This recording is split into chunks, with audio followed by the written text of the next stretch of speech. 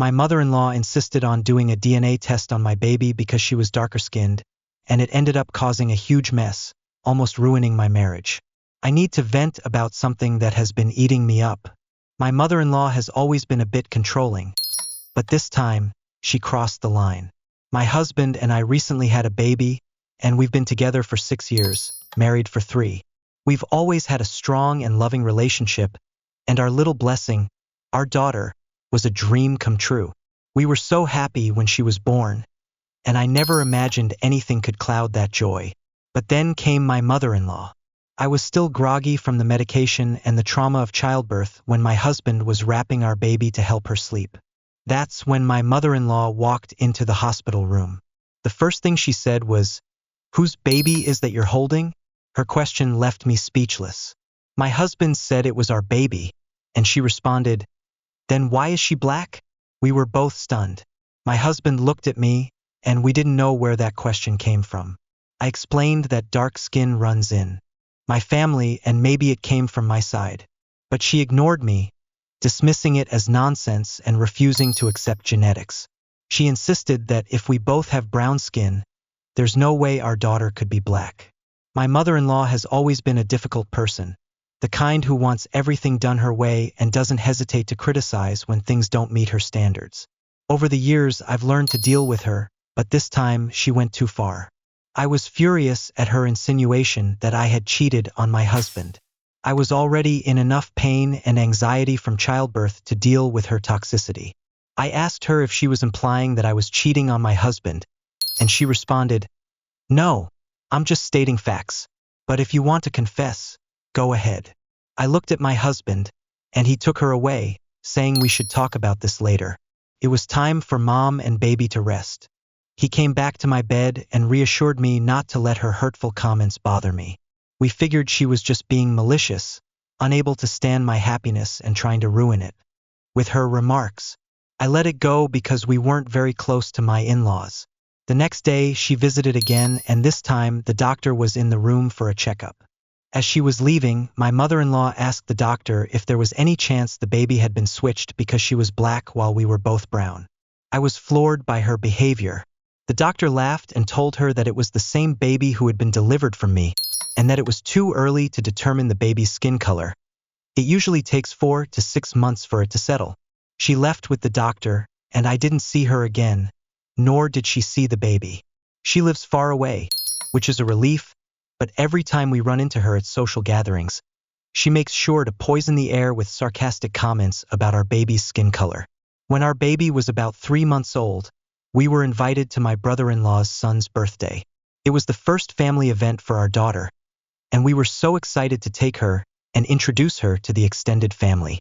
My mother-in-law took it as an opportunity to humiliate me in public. She teamed up with some toxic relatives, and they talked badly about my baby and me. One of them said, "Brown and brown, it should be brown or shades of brown, not black. Looks like someone mixed black with brown." I was furious.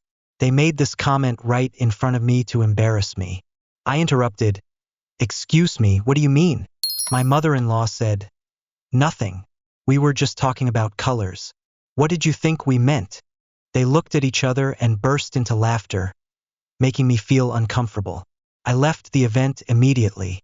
A couple of similar incidents followed. The only reason I let it slide at the time was because I was overwhelmed with being a new mom and raising a newborn. But now I think it's time to take action. The last straw came a week ago when our baby turned 6 months. Some of our friends came over to celebrate this milestone with us. Suddenly, my mother-in-law showed up. I didn't want to cause a scene in front of my friends, so I didn't say anything and let her in. She walked in and said, "The skin should have settled by 6 months. Let me see what you've got." Everyone was stunned by her comment. One of my friends was holding the baby and handed her over to my mother-in-law. She looked at the baby and exclaimed, "Oh, still black," and handed her back to my friend. I stood there in shock, not knowing what had just happened or what to say to save face. I decided to hit back, since she had already started the show. My husband was in the kitchen, so I yelled his name and asked him to come out. He rushed out, and I told him that his mother needed biology lessons because clearly she didn't understand genetics. Or maybe she hadn't even been to school, because only an illiterate person could speak such nonsense. My mother-in-law looked at my husband and whispered, "I didn't want to bring this up in front of everyone." She had called herself out, and I interrupted, telling my husband everything about her sarcastic comments. She made a puppy dog face and said that no one would have understood because it was too subtle.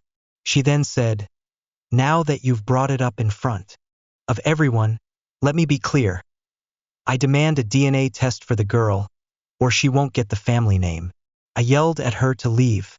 My husband made it clear that he trusted me and there was no way we were going to do a DNA test on our baby. We didn't care about what my in-laws thought. The thing is, even though my husband trusts and supports me, and I know I've never been unfaithful, part of me wanted to do the DNA test just to shove the results in my mother-in-law's face. But another part of me was holding back, thinking I shouldn't give in to her demands and feed her ego. What do you think is the best way to put my mother-in-law in her place? Update 1. Thank you to everyone for the suggestions. Getting some fresh perspectives really helped. I had the option to avoid the test and cut my mother-in-law out of our lives. We'd already done that, but she wasn't going to stop talking nonsense about me and my baby. The best way to handle this was to do the test, and I've always been one to give her a taste of her own medicine. The results came back, and as expected, there was a 99.999% match with my husband. My husband called her and told her the report was ready and that she should come see it for herself. She came, but not alone. She brought her sisters, who were as evil as she was. They came into the house, hugged my husband, and said, "I'm sorry, my child. I know it hurt, but the truth needed to come out." My husband handed the envelope to my mother-in-law, while her sisters shot me looks like, "Oh, you're still here?" My mother-in-law opened the report and stared at it for a good 5 minutes. I took it from her hands and asked if she needed help understanding it, since it might be difficult for a 6th grade student to grasp. She said, "Wow, look at your confidence. You must have faked it, right?" My husband told her to be quiet, that we were done with her and didn't want her in our lives anymore. She tried to manipulate him, but he told her to leave, that we were cutting her off. She cried and left the house, furious, and her sisters followed her out, looking bitter. She said, "Wow, look at your confidence. You're faking it, right?" My husband stepped in and said we were done with her, that we didn't want her in our lives anymore. She tried to manipulate him, but he told her to leave, saying we were cutting ties with her.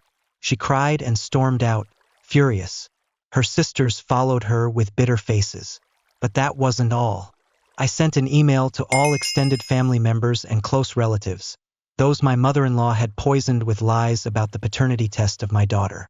I attached the DNA report and explained how my mother-in-law had been torturing me, accusing me of infidelity during my crucial postpartum period. Most of them responded with apologies and support. Since then, my mother-in-law has kept a low profile and hasn't appeared in our lives again. My father-in-law also called me to apologize for not keeping my mother-in-law in check. He admitted he had failed to keep the family united. He asked if I would allow her to be part of my baby's life. I told him I had a problem with him not defending me and letting me be slandered, but I understood he didn't want to disrupt the peace in his home. I made it clear that she could see the baby only at my house, and under no circumstances would I share space with her toxic mother. He didn't say much, but a few days ago, he showed up at my house with flowers and baby essentials to make up for the trouble caused. Some people really need to be put in their place. My mother-in-law deserved this, and she brought it on herself. Update 2. Well, who knew there was much more to come? It seems my mother-in-law had been projecting her own insecurities onto me. After that email, many of my father-in-law's relatives reached out to offer their support. They said they knew about her cruelty, that she had always been a narcissistic woman. Some hinted she had a wild streak when she was younger, but no one said anything concrete.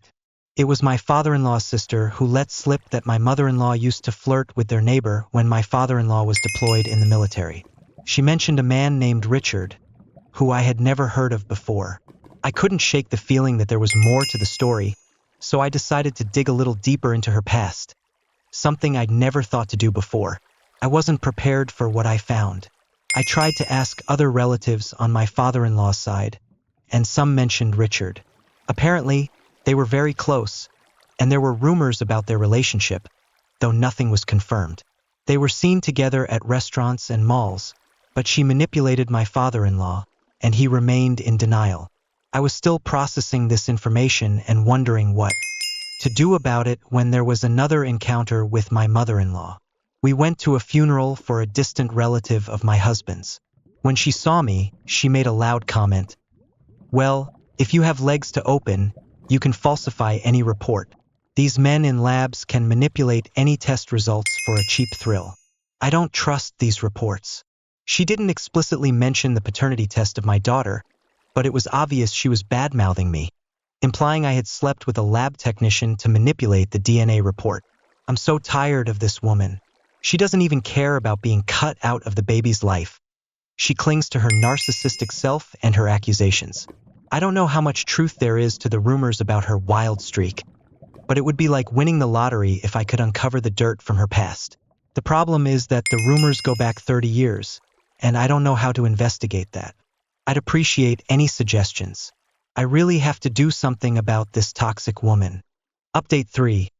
Well, thank you for the advice. I got some really good ones. Hiring a private investigator was one option I was considering. In fact, I was in contact with one of the agencies when something else came up. My father-in-law invited us to his retirement party. I declined the invitation because I didn't want to share a space with my mother-in-law. He assured me that she felt guilty for her behavior and wanted to work on the relationship with me. He insisted that I forgive her, and we all meet as a family. I told him what had happened at the funeral. The next day, he asked if there was anything he could do to change my mind. I said I'd consider forgiving my mother-in-law if he had a paternity test done for his children. Both my husband and my father-in-law were confused by my request. My father-in-law said he was sure both of his kids were his. I told him that my husband and I knew our baby was ours, but we had done the test to satisfy his wife's ego, so he had to do it to keep things even. I wanted to see the family united, or we'd be happy on our own. My husband tried to understand my reasoning, but I made it clear that my demand was non-negotiable. My father-in-law said, "Well, if that's really what you want, we can do it for you. There's nothing to lose, right?" I replied, "Well, I guess so. Time will tell." My father-in-law and husband gave their samples the same day. I also asked if my sister-in-law could take the test. They called her, but she refused to give her sample, saying she was done with this nonsense. I didn't keep my hopes high as the odds were very low, but if my husband was the son and my sister-in-law wasn't, and if my mother-in-law had an affair but never had a baby with her lover, well, I was determined to humiliate her one way or another. If this DNA test came back in my mother-in-law's favor, I'd have something else planned for her. My suspicion became partially true even before the results came out. When my father-in-law came home and told her about the paternity test, she went crazy. She yelled at him for doing the test without her consent and insisted that he cancel. Her reason was that she didn't want to feed my ego, but this time she couldn't manipulate my father-in-law, and he realized there was something off. He said he wouldn't cancel it, and now they were just waiting for the report. My mother-in-law called my husband and tried to emotionally manipulate him, saying, "You don't trust your mother." My husband responded, "I trust you, and I also trust my wife. But we did the test just to satisfy your ego. Let's admit it, it's a formality." She said it was feeding my ego and that it should be canceled. My husband asked, "What's the point of canceling it? We've already paid and given the sample. Let's see the results and finish this." When I saw her desperation, I knew I had hit a nerve. To divert everyone's attention, she pretended to be sick, claiming she slipped in the shower and fractured her back and knees. Unfortunately, that backfired and she ended up bedridden. I went to see her and said, "It's sad that you're confined to bed. Otherwise, you could have also opened your legs and manipulated the results." She insulted me, and I laughed in her face. Knew what was coming. I don't understand why she didn't confess and let my father-in-law find out through the report. As expected, the report showed a 0.9% genetic match between my father-in-law and my husband, meaning he wasn't his father. I knew how the results would come out and had been tracking it through the serial number. The day the results were supposed to come out, I went to my mother-in-law's house to witness the drama in person. When I arrived, I handed the report to my father-in-law, who became furious and threw it in my mother-in-law's face. She pretended not to understand what it said, so I picked it up and said, "It means my father-in-law is not your son's father."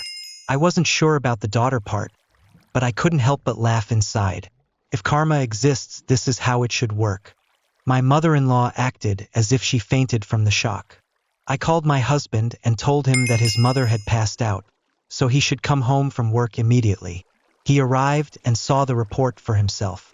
My father-in-law forced my mother-in-law to confess, but she kept denying it, saying she didn't know how that result came about.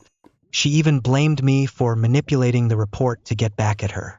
I told her, "If you don't trust this hospital, you can have it tested at a few other places to rule out any error or manipulation." She refused to do that or accept the report. After a lot of back and forth, my father-in-law shouted, "What is this?" There was a deathly silence in the room. My mother-in-law broke down in tears and said she would confess everything, but she wanted me to leave.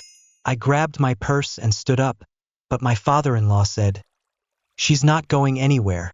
You humiliated her in front of the world. Now she stays right here." She started crying and confessed that she had been having an affair with the neighbor, Richard, while my father-in-law was away. She said she was alone. My husband and father-in-law looked at her in shock. My husband stormed out and I followed him. He just drove off without me. I went back home. My mission was complete. I waited for my husband until 10 p.m. before calling him. He rejected the call and I gave him space. I fell asleep while putting my baby to bed. I don't know when he came home, but when he did, I hugged him while he slept. He whispered, "You knew, didn't you?" I nodded and held him tightly. The next morning, my husband had a fever and called in sick. He refused to leave the bed, saying he was going through an existential crisis. I made an appointment for therapy for him, hoping it would help him accept his reality. Meanwhile, my father-in-law went to see my sister-in-law and showed her the report. She was furious. She did the test too, and it came back with a 99% match, so she is my father-in-law's daughter, but my husband is Richard's son. The thing is, no one knows where Richard is, not even my mother-in-law. She never even told him that my husband was her son because he was careless and could have caused chaos in my mother-in-law's perfect family. So, she quietly pushed him out of her life. At this point, I'm not sure if my husband even wants to reconcile with his biological father. However, a couple of days ago, my father-in-law came to our house and broke down. He said he didn't know how to have this conversation. I got up to give them space to talk as father and son, but he insisted I stay to ease the discomfort. I suggested, maybe we could continue as we are, respecting and loving each other as human beings, without giving our relationship a label. My father-in-law mentioned that he went to couples therapy with my mother-in-law, where she confessed she had projected her insecurities onto me. She thought I had deceived my husband because our daughter had dark skin, just as she had cheated on him. Fortunately, her affair never came to light because my husband inherited all of his mother's traits, not Richard's. I don't know how the relationship between my father-in-law, mother-in-law, and husband will evolve from here, but I feel satisfied knowing the truth behind my mother-in-law's mask. My father-in-law confided this trauma to his sister, the same one who gave me the tip about my mother-in-law's affair with Richard. She called me yesterday and applauded me for going beyond to uncover this truth. She said she had taken down my mother-in-law for both of us, as my mother-in-law had always been cruel to her. It's only a matter of time before the entire family and relatives learn the truth about her. When my mother-in-law was confessing, I felt bad for her. But once I saw the whole picture, I think she brought this on herself. She could have stayed silent, as she had for years, instead of picking on me for my baby's skin color. She dug her own grave, and now she has to lie in it. Update 4. Well, we're now dealing with a divorce between my father-in-law and mother-in-law. For now, my husband wants to keep his father in his life, and will also keep him close to our daughter. He has always considered him his father, and doesn't see why that should change now. My husband doesn't want to contact Richard, as he doesn't see the point after all these years, and we don't even know if he's still alive. My mother-in-law, of course, is devastated. She never expected things to escalate this way, but she brought it on herself. She had many chances to stop this and let go of her nonsense, but she pushed until she drew out my vengeful side. She had to push a lot because I had just become a mother and had no interest in this drama, but she pressed all the right buttons to make the truth explode in her face. Seeing her mistake wasn't enough for her, so she had to make me the guilty one in her failed marriage.